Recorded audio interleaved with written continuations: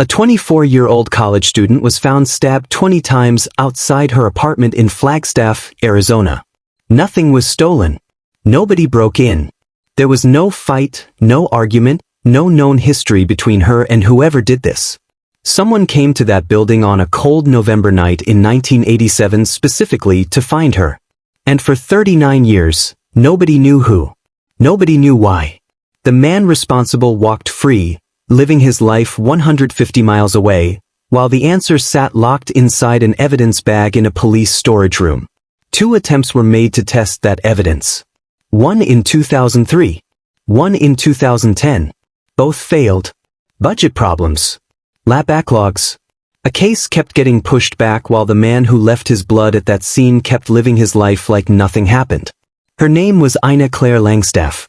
She was 24 years old and 10 weeks into her first semester at Northern Arizona University when someone came to her building and made sure she never saw week 11. That question, why he came, has never been answered. Not even after his arrest nearly 4 decades later. That is exactly where this story begins. Ina Flagstaff, Arizona sits at 7,000 feet above sea level, tucked into a stretch of ponderosa pine forest in the northern part of the state. About 150 miles from Phoenix, about 80 miles south of the Grand Canyon. Northern Arizona University brought roughly 12,000 students into a community of about 40,000 people. In the fall of 1987, one of those students was Ina Claire Langstaff. She was born on January 19, 1963, in Phoenix. She grew up in the East Valley, in Maricopa County. She was not someone who walked straight from high school into a university. She had taken a different path, living for a stretch of time in Georgia where she had family, before eventually making her way back to Arizona. When she returned, she moved in with her brother and her aunt, got herself settled, and made the decision to go back to school. She enrolled at Northern Arizona University in the fall of 1987. Political science major. French minor. That combination meant evening language labs on the north side of campus and long hours in the university library between classes. She was building something deliberate. A direction. The kind of foundation you build when you have spent a few years figuring out what you actually want and you finally decide to go get it. She was 24 years old. Older than most of the freshmen around her. She had lived more, traveled more, taken more time.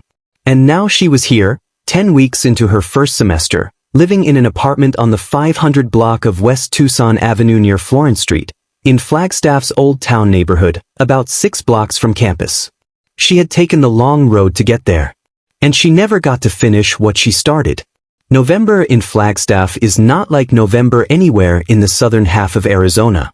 At 7,000 feet, the cold comes early and it comes hard. By the time the 7th of that month arrived in 1987, temperatures at night had already dropped to the kind of level that keeps people inside. Windows shut. Doors closed. The streets around Old Town quiet after dark. The kind of night where you might hear something unusual if it happened right outside your window, but only if you were listening. And on West Tucson Avenue that night, nobody was. Someone came to Ina's building. Not to rob her. Her purse was found untouched exactly where she left it. Not to break in. There was no forced entry, no sign that anyone had tried to get inside. Nothing was taken. Nothing disturbed. Whoever came to that building on the night of November 7, 1987 came for one reason only, and that reason was Ina Claire Langstaff. She was found outside her apartment. Stabbed 20 times. Every wound concentrated in the upper torso. All of them clustered together within a space smaller than an open hand.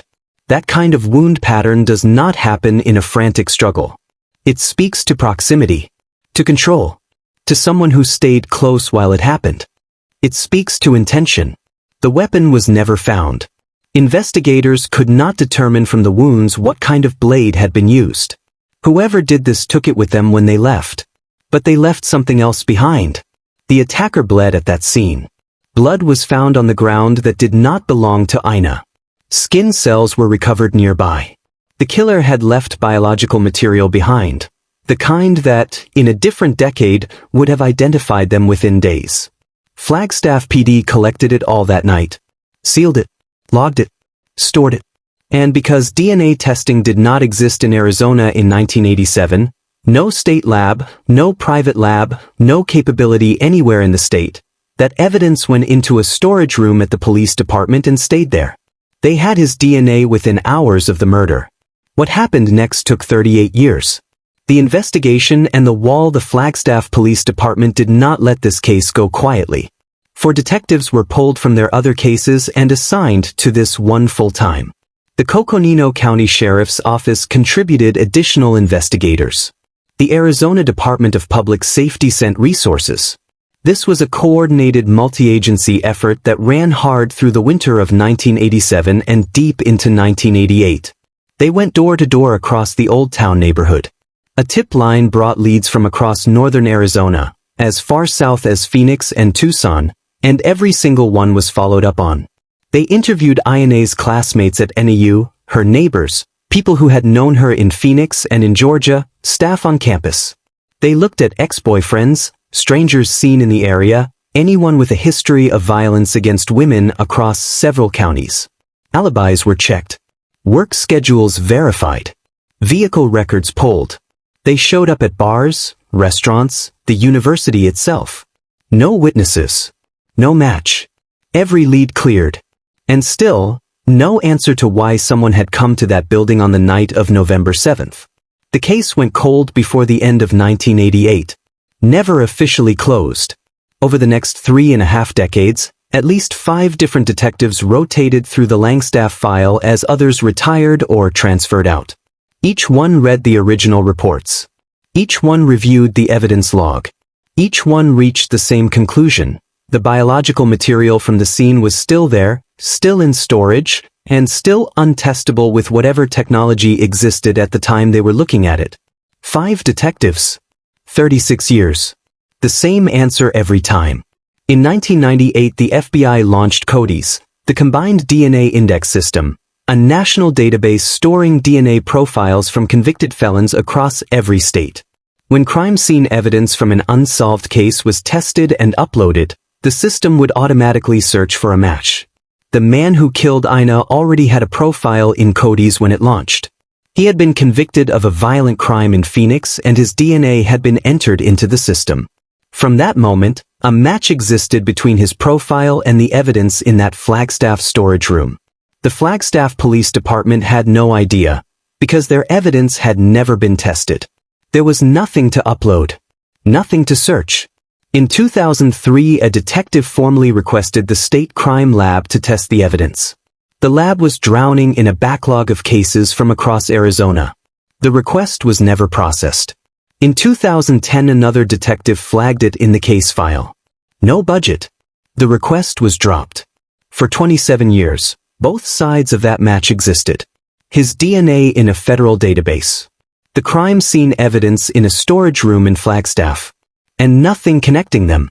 The man and the woman who saved the case 3 years after Ina Langstaff was stabbed 20 times outside her apartment in Flagstaff, a man knocked on a woman's door in Phoenix.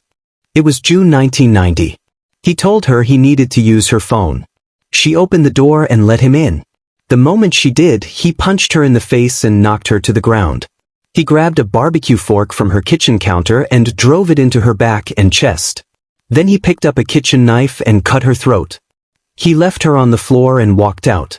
She was alone. She had opened her door to a stranger who said he needed help. But she was not dead. She dragged herself across the floor. Down the hallway. Out the front door. To her neighbor's door.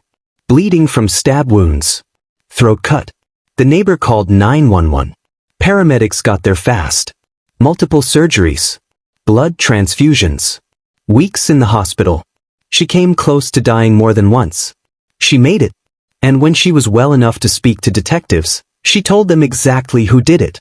Phoenix police found him within days. Still in the city. He had not run. He was 27 years old. His name was James Arthur Runnels Jr. Construction work and odd jobs around Phoenix. No prior convictions in Arizona, even though records would later confirm he had been living in Flagstaff in the fall of 1987. The same city. The same time Ina was 10 weeks into her first semester at NAU. Nobody made that connection in 1990. Nobody had any reason to. Runnels was charged with burglary and attempted second-degree murder. Attempted, not murder, because she survived. Convicted. 21 years. State prison near Florence, 65 miles southeast of Phoenix. He did not settle quietly. Arizona Department of Corrections records show disciplinary infractions while incarcerated, including striking a person in both 1990 and 1991. The violence did not stop at the prison gates. In the mid-1990s, Arizona began collecting DNA from convicted felons. His profile was taken. In 1998, when CODIS went live, his DNA entered the federal database and stayed there. 2 cities, 2 counties, 2 departments with different filing systems and no shared database. Same attack pattern, a man at a woman's apartment door, stabbing her in the chest and back at close range. Both victims women in their 20s living alone. No motive offered in either case. No explanation. Just a man who showed up at a woman's door with violence already decided. Nobody ever compared them. The woman who survived that Phoenix apartment is the reason this case was ever solved. She has never been named in any headline. But without her crawling out of that apartment with a slashed throat, his DNA is never in any system. Ina's case stays cold forever. If you are not subscribed yet, this is the kind of case that deserves more than silence. Hit that button and stay with me. Decades of freedom. Runnels served his 21 years and got out. And then he went back. In 2010, he was returned to the Arizona prison system on charges of forgery and aggravated assault. He got out again. In 2018, he went back once more, this time for unlawful imprisonment and criminal trespass. 3 separate prison stints. 3 decades of charges stacking up behind his name. And through all of it, every conviction, every sentence, every release, his DNA profile stayed exactly where it had been since 1998. Sitting in CODIS. Waiting. By the mid-2020s, James Arthur Runnels Jr. was 62 years old. He was living quietly in Glendale, a suburb on the west side of Phoenix. No headlines. No attention. Just a man who had been in and out of the Arizona prison system for 30 years, settled into a house in a suburb, while 2 hours north in a Flagstaff storage room the evidence from a 1987 murder sat untested in a box. Ina's family never stopped pushing. They never let the case go silent. Coconino County Attorney Ammon Barker would later publicly credit them for keeping pressure on investigators for nearly 4 decades. And the question that opened this story, why he came to that building on November 7, 1987, still had no answer. The science catches up in 2025. A new group of cold case detectives pulled the Langstaff file. They went through everything. Every item in the evidence box that had been sitting in storage at the Flagstaff Police Department since 1987. And what they found was that some of the biological samples collected from the crime scene had never been run through modern DNA testing. Nearly 4 decades in storage. Some of the material had degraded, but the key samples were still intact. The detectives pushed for budget approval. Cold case laboratory work costs thousands of dollars, and a department of 130 officers does not have unlimited funding. A supervisor approved the expense. The samples went out to 2 laboratories simultaneously. The first was the Arizona Department of Public Safety's Northern Regional Crime Lab, the state lab. The second was Bode Technology, a private DNA firm based in Virginia that specializes in extracting genetic profiles from old and degraded biological evidence. Bode had the kind of techniques in 2025 that simply did not exist when the 2003 request went unprocessed or when the 2010 request was dropped for lack of funding. The science had come a long way. It was enough. Enough material had survived 38 years in that storage room to build a full male DNA profile. Strong enough to run through CODIS. The search ran. And within weeks the match came back. After 38 years the evidence finally had something to say. 39 years late the name that came back from CODIS was James Arthur Runnels Jr. Detectives immediately pulled his records. Employment files and utility accounts confirmed he had been living in Coconino County in the fall of 1987. He was in Flagstaff. The same small mountain city. The same 10 weeks that Ina Claire Langstaff was settling into her first semester at NAU. His name had never surfaced in the original investigation. Not once across 38 years and 5 detectives. He had simply been there, and then he had left. The Coconino County Attorney's Cold Case Unit took the full evidence package and reviewed it. The unit, led by felony prosecutor and chief legal counsel Jonathan Mosher, alongside felony trial paralegal Maisie Alters and paralegal assistant Vanessa Arcury, determined there was enough to take to a grand jury. On March 19, 2026, a Coconino County grand jury indicted James Arthur Runnels Jr. on 1 count of first-degree murder. Nearly 39 years after the crime. 4 days later, on March 23, Flagstaff detectives drove down to Glendale. They went to his home on the west side of Phoenix. He was 62 years old. He did not run. He was arrested at his front door, booked into the Coconino County Detention Facility, and brought back north to Flagstaff. On March 24 he was arraigned. He entered a plea of not guilty. A judge set bond at $1 million cash only. Coconino County Attorney Ammon Barker made the announcement publicly alongside the Flagstaff Police Department. Ina's family was present. Barker addressed them directly. Ina's family has waited nearly 4 decades for answers, he said. Our office, in partnership with the Flagstaff Police Department, has worked diligently to follow the evidence and take this important step toward justice for Ms. Langstaff, her family, and our community. No motive has ever been released. Investigators have never publicly explained why Runnels came to that apartment building on West Tucson Avenue on the night of November 7, 1987. That question, the one this story opened with, remains unanswered even now. Authorities are also looking into whether Runnels may be connected to other unsolved cases in Arizona during the years he was free between prison sentences.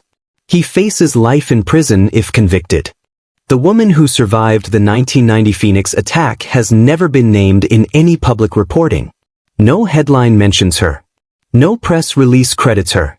But the entire chain of events that led to this arrest, the conviction, the DNA collection, the CODIS entry, the eventual match, traces back to one decision she made on the floor of her apartment with stab wounds in her back and a cut across her throat. She kept moving. One woman's survival solved another woman's murder. If this case stayed with you, share it. Ina Claire Langstaff went 39 years without justice. The least we can do is make sure people know her name. I will see you on the next case.